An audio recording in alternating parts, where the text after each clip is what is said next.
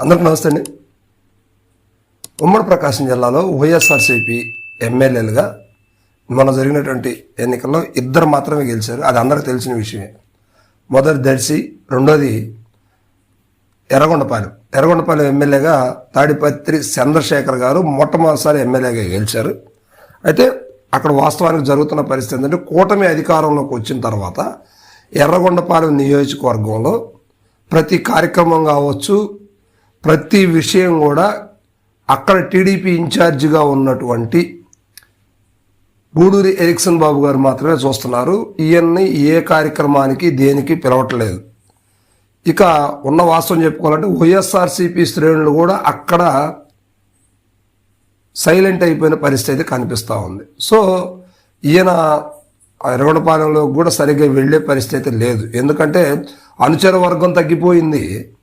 అదేవిధంగా ఉన్నటువంటి గూడూరు ఎరిక్సన్ బాబు గారు ఇప్పుడు అక్కడ ఇన్ఛార్జిగా ఉన్నారు. అంటే మొన్న ఎన్నికల్లో ఓడిపోవడం జరిగింది. అయినా కూటమి వారి ప్రభుత్వం అధికారంలో ఉంది కనుక ఆయన కార్యక్రమాలని నిర్వహిస్తూ ఉన్నారు. సో ఇది ఎర్రగొండపాలెంలో జరుగుతున్నటువంటి పరిస్థితి. సో ఇప్పుడు ఎర్రగొండపాలెం ఎమ్మెల్యే తాడిపత్రి చంద్రశేఖర్ గారు ఈరోజు కొన్ని అనవసరమైనటువంటి వ్యాఖ్యలు అని చెప్పుకోవచ్చు. అది మాట్లాడటం కూడా కరెక్ట్ అయితే కాదు.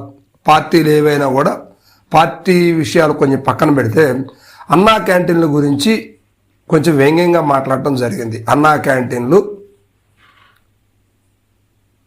అవి పనికిరావు, అవి భిక్షగాళ్ళకి మాత్రం ఉపయోగపడతాయి, సామాన్యులకు ఉపయోగపడవు, అన్నా క్యాంటీన్లు వేస్ట్, అన్నా క్యాంటీన్ల వల్ల ఎటువంటి ప్రయోజనం లేదని చెప్పేసి ఆయన వ్యంగ్యంగా మాట్లాడటం జరిగింది.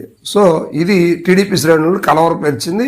చాలా బాధపడ్డారు. ఆయన మీద బాగా ఇప్పుడు రాష్ట్రంలో ట్రోల్ జరుగుతుంది. బాగా హాట్ టాపిక్గా ఉన్నటువంటి వార్త. ఎందుకంటే వైఎస్ఆర్సీపీ ఉన్నటువంటి ఎమ్మెల్యేలు 11 మంది మాత్రమే.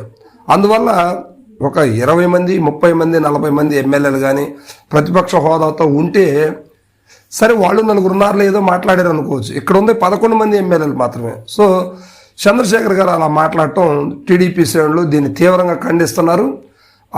బాగా ఉగ్ర రూపం దాలుస్తున్నారు అనమాట వైఎస్ఆర్సీపీ పార్టీ శ్రేణుల మీద కావచ్చు, మరి ముఖ్యంగా చంద్రశేఖర్ గారి మీద. ఓ పక్క జగన్మోహన్ రెడ్డి గారు ఢిల్లీలో ధర్నా నిర్వహిస్తూ ఉన్నారు. ఇక్కడ అసెంబ్లీ సమావేశాలు జరుగుతున్నాయి. ఈ సమయంలో అన్నా క్యాంటీన్ల గురించి ఇలా మాట్లాడటం కొంచెం ఇబ్బందికరంగానే ఉంది. ఎందుకంటే నిజానికి అన్నా క్యాంటీన్లు అనేవి రూరల్ నుంచి పట్టణ ప్రాంతాలకు వెళ్ళినటువంటి పని చేసుకునేటువంటి వారు ఎవరైతే పని నిమిత్తం టౌన్కి వెళ్తారో వారికి మధ్యాహ్నం సమయంలో బయటికి వెళ్ళి తినాల్సిన పరిస్థితులు ఉన్నాయన్నమాట. అయితే ఈ అన్నా క్యాంటీన్లు ఉండటం వల్ల అక్కడికి వెళ్ళి కొంతమందికైనా అది ఉపయోగపడుతుంది కదా.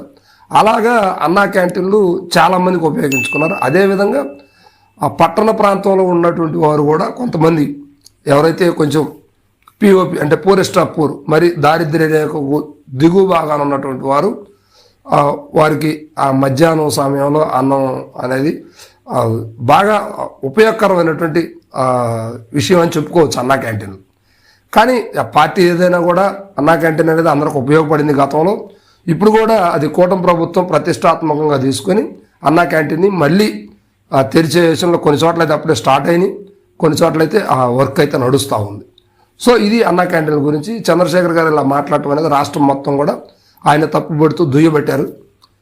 ఇప్పుడు చంద్రశేఖర్ గారు బయటకు వస్తే మాత్రం ఖచ్చితంగా టీడీపీ శ్రేణులు అల్లర్లు చేయడానికి, అల్లడి సృష్టించడానికి వెనకాడే పరిస్థితులు లేరు. సో ఇలాంటి వ్యాఖ్యలు చేయకుండా బాగుండేదేమని చెప్పేసి ప్రజలంతా కూడా, ప్రకాశం జిల్లాలో ప్రజలందరూ కూడా అనుకుంటా ఉన్నారు. సో ఏది ఏమైనప్పుడు కూడా చంద్రశేఖర్ గారు మాట తీరు అనేది కరెక్ట్ కాదు. దాన్ని వెనక్కి తీసుకుంటే ఆ టీడీపీ శ్రేణులు వారి ఆగ్రహ జ్వాలలు కొంచెం చల్లారే అవకాశాలు అయితే ఉన్నాయి.